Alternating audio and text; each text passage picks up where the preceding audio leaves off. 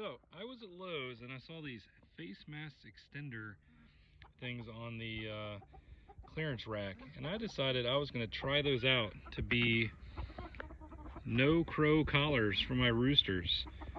I just put them on and they're acting a little crazy. They don't really like them at all, but they have definitely stopped crowing because they were just going nuts a minute ago.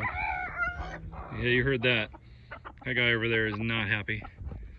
But we're going to try these out and see how they work, because they were only a couple dollars on the clearance rack there, and it's much cheaper than just buying Velcro.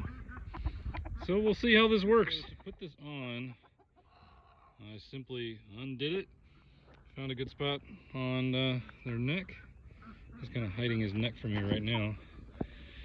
And yeah, you can just see it. It's right in here. Got it to where it's about a finger width. I can get my finger in there so I know I'm not choking him. He might not like it, but I don't think it's gonna hurt him. Yeah, it took just a second, so hopefully it serves its purpose. We'll see.